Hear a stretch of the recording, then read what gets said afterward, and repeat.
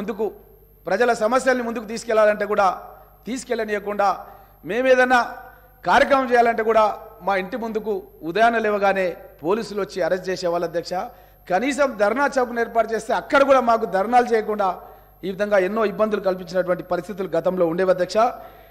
ప్రభుత్వం ఏర్పడినటువంటి 48 గంటల్లోనే మా గౌరవ ముఖ్యమంత్రి యనమల రేవంత్ రెడ్డి గారు మహాలక్ష్మి పథకం ప్రారంభం చేయడం జరిగింది అధ్యక్ష. దాంట్లో భాగంగా ఆర్టీసీ బస్సులు మహిళల అధ్యక్ష సమాజంలో సగభాగం, వారికి ఎన్నో ఇబ్బందులు ఎన్ని కష్టాలు, కొన్ని చెప్పుకునేవి ఉంటాయి, కొన్ని చెప్పుకొని ఉంటాయి, కొన్ని ఇంట్లో తల్లిదండ్రులకు కూడా చెప్పుకొని సమస్యలు ఉంటాయి అధ్యక్ష. చదువుకోవాలని ఆకాంక్ష, చదువుకోవాలంటే వసతులు లేని పరిస్థితులు, ఉద్యోగం చేయాలని ఆకాంక్ష, ఉద్యోగం చేయాలంటే కూడా ఆర్థికంగా ఇబ్బందులు అధ్యక్ష. అలాంటి వాళ్లకు ఒక మహిళా సాదరికత ఇవ్వాలనే ఉద్దేశంతో మా ముఖ్యమంత్రి రేవంత్ రెడ్డి గారు 48 గంటల్లోనే మహిళలందరికీ రాష్ట్ర వ్యాప్తంగా ఉచిత ప్రయాణ సౌకర్యాన్ని కల్పించడం జరిగింది అధ్యక్ష. ఎక్కడికి వెళ్ళినా సరే మహిళలు జై హో కాంగ్రెస్, జై హో కాంగ్రెస్ అంటున్నారు అధ్యక్ష. ఎందుకంటే ఆ యొక్క మహిళలు వాళ్ళకు వచ్చినటువంటి తక్కువ జీతాలతోన, వాళ్ళకు ఉన్నటువంటి తక్కువ వనరులతోన, ఆదాయాలతోన ఏ విధంగా జీవితాన్ని గడపాలన్న ఆలోచనలో ఉన్నటువంటి మహిళా సోదరిమణులకు ఈరోజు ఉచితంగా ప్రయాణం చేసి వాళ్ళ గమ్యస్థానాలకు చేరుకొని వాళ్ళు విద్యాపరంగా చదువుకోవడానికి కానీ వాళ్ళు ఉద్యోగాలు చేసుకోవడానికి కానీ మా ప్రభుత్వం మూలంగా వాళ్ళకు ఒక అవకాశం ఏర్పడిందని తెలియజేస్తూ అధ్యక్ష. అదేవిధంగా అధ్యక్ష ఈ యొక్క ఉచిత ఆర్టీసీ ప్రయాణానికి అధ్యక్ష మేము ప్రభుత్వం ఏర్పాటు కాగానే 374 కోట్ల రూపాయలు మా ఆర్థిక మంత్రి మన బట్టి విక్రమార్క గారు ఇక్కడ ఉన్నారు, డిప్యూటీ సీఎం గారు, 374 కోట్ల రూపాయలది జీవో ప్రభుత్వం ఏర్పాటు కాగానే ఈ యొక్క పథకానికి ముందుకు కొనసాగడానికి అని చెప్పి ఇవ్వడం జరిగిందన్న విషయాన్ని కూడా తెలియజేయడానికి చాలా సంతోషంగా ఉంది అధ్యక్ష. అదేవిధంగా అధ్యక్ష పేదవాళ్ళ ఆరోగ్యం గురించి తెల్ల రేషన్ కార్డు ఉన్న వాళ్ళు ఎవరైనా సరే రాజీవ్ గాంధీ ఆరోగ్యశ్రీ పథకాన్ని గతంలో తీసుకొచ్చినాం అధ్యక్ష. ఈ ప్రభుత్వం వచ్చిన తర్వాత ఏ హాస్పిటల్కి వెళ్ళినా సరే అధ్యక్ష రాజీవ్ గాంధీ ఆరోగ్యశ్రీ కార్డులు చెల్లట్లేదు, ఏ హాస్పిటల్లో కూడా యాక్సెప్ట్ చేయట్లేదు. వెళ్ళి మనం వైద్యం చేయించుకుందామంటే కూడా వాళ్ళు అడ్మిషన్ కూడా ఇవ్వలేని పరిస్థితులు ఉన్నాయి అధ్యక్ష. హాస్పిటళ్లకు బిల్లులు చెల్లించక ఎన్నో ఇబ్బందులు ఉండి చాలా మంది ప్రాణాలు కోల్పోవడం జరిగింది అధ్యక్ష. అలాంటి పేద ప్రజల గురించి దృష్టిలో పెట్టుకొని మా యొక్క ముఖ్యమంత్రి రేవంత్ రెడ్డి గారు అయిన వెంటనే మా యొక్క 6 పథకాల్లో భాగంగా ఆరోగ్యశ్రీ పథకాన్ని చేయుతలో చేర్చి ఆ పథకాన్ని వెంటనే 48 గంటల్లోనే పేద ప్రజల గుండెలు ఆగొద్దని 48 గంటల్లోనే 10 లక్షల రూపాయల వరకు కాంగ్రెస్ ప్రభుత్వం ఏర్పాటైన 48 గంటల్లోనే ఈ యొక్క 10 లక్షల రూపాయలని ఏ ఒక్క హాస్పిటల్ అయినా సరే ఆరోగ్యశ్రీ ఎంపానల్డ్ హాస్పిటల్ ఏదైనా సరే తెలంగాణ రాష్ట్రంలో తప్పకుండా వారికి ఈ యొక్క పథకం మూలంగా వాళ్ళకు ఎలాంటి రోగాలున్నా సరే అది గుండె ఆపరేషన్ కావచ్చు, క్యాన్సర్ కావచ్చు, కిడ్నీకి సంబంధించిన సమస్యలు కావచ్చు, ఎలాంటి సమస్యలున్నా సరే అక్కడ ఆరోగ్యశ్రీ డెస్క్ ఏర్పాటు చేస్తాం. ఆరోగ్యశ్రీ డెస్క్ ద్వారా పేద ప్రజల యొక్క ప్రాణాలు కాపాడడానికి ముఖ్యమంత్రి గారు చొరవ తీసుకున్నారనే విషయాన్ని కూడా మీ దృష్టికి తెలియజేస్తున్నాం అధ్యక్ష. అదేవిధంగా అధ్యక్ష కాంగ్రెస్ పార్టీ అధికారంలోకి రావడానికి సోనియా గాంధీ గారు మా యొక్క మల్లికార్జున్ ఖర్గే గారు పార్టీ అధ్యక్షతన హైదరాబాద్లోని తుక్కుగూడ దగ్గర మహేశ్వరం నియోజకవర్గంలో కాంగ్రెస్ పార్టీ గ్యారంటీ కార్డును మేము ఆవిష్కరించిన అధ్యక్ష. మా గౌరవ ముఖ్యమంత్రి రేవంత్ రెడ్డి గారి అధ్యక్షతన ఆ రోజు కార్యక్రమం జరిగింది. కాంగ్రెస్ పార్టీని అధికారంలోకి తీసుకొస్తే మహాలక్ష్మి పథకం మహిళలకు అధ్యక్ష చాలా మందికి గతంలో మనం భర్త చనిపోయిన వాళ్ళకి కానీ వికలాంగులకు కానీ మనం పెన్షన్లు ఇచ్చే కార్యక్రమం ఉంటుండే అధ్యక్ష. కానీ కాంగ్రెస్ ప్రభుత్వం వచ్చిన తర్వాత మొట్టమొదటిసారిగా కర్ణాటక రాష్ట్రంలో మహిళలందరూ కూడా పెన్షన్లు ఇచ్చే పథకాన్ని తీసుకొచ్చినాం అధ్యక్ష. అదేవిధంగా తెలంగాణ రాష్ట్రంలో కూడా ప్రతి నెల 2500 మహిళలు అది కోడన్లు కావచ్చు, ఇంకెవరైనా కావచ్చు, కోడన్లకు పెన్షన్లు ఇవ్వడం అనేది గతంలో ఎక్కలేదు అధ్యక్ష. ఒక కుటుంబం ముందుకు జరగాలంటే ఆ కోడలు పడే కష్టాలు చాలా ఉంటాయి అధ్యక్ష. కుటుంబ పోషణ అనేది చాలా కష్టం అధ్యక్ష. అలాంటి కోడన్ల గురించి మొట్టమొదటిసారిగా మా యొక్క సోనియా గాంధీ గారి నేతృత్వంలో 2500 పెన్షన్ ప్రతి కోడలమ్మకి ఇవ్వాలని చెప్పి నిర్ణయం చేసిన అధ్యక్ష.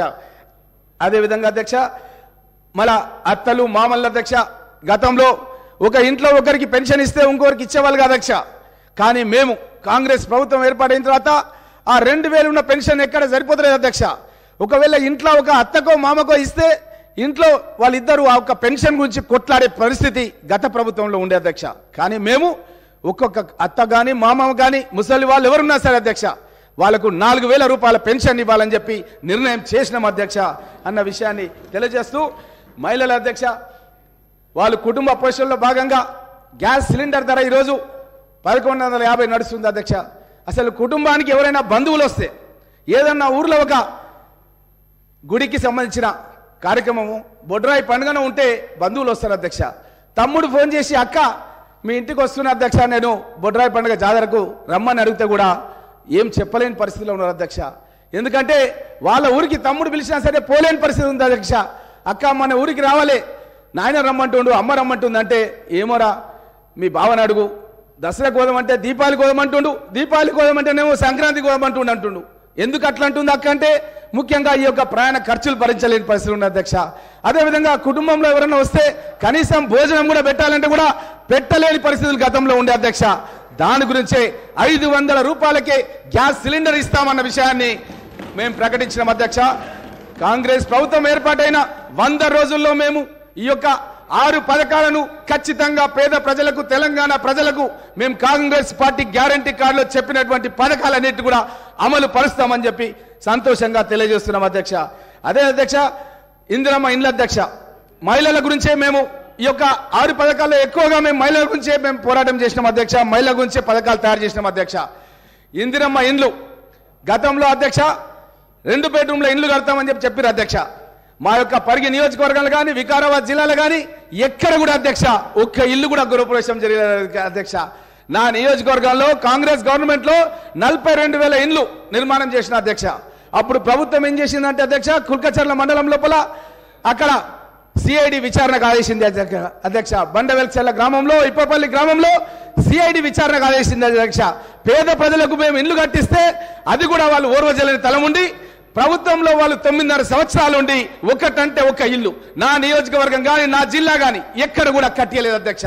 ఇది చూసే అప్పుడు మేము 2004లో ప్రవేశపెట్టిన ఇందిరమ్మ ఇండ్ల కార్యక్రమం ఇప్పటికి దగ్గర 20 ఏళ్ళకి దగ్గరకు వస్తుంది అధ్యక్ష.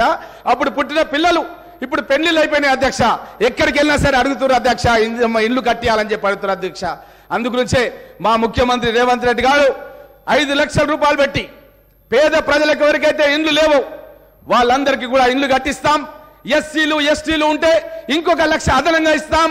ఇంటి స్థలం లేని వాళ్ళు ఉంటే ఇంకొక 1 లక్ష ఇంటి స్థలం కూడా 150 గజాల ఇంటి స్థలం కూడా ఇస్తామని చెప్పి కూడా మా రేవంత్ రెడ్డి గారు ప్రకటించడం జరిగిందన్న విషయాన్ని తెలియజేస్తూ అధ్యక్ష. అదేవిధంగా అధ్యక్ష గృహజ్యోతి కరెంటు బిల్లులు కట్టలేని పరిస్థితిలో ఉన్నారు అధ్యక్ష. ఇంట్లో పిల్లలు చదువుకుంటుంటారు అధ్యక్ష.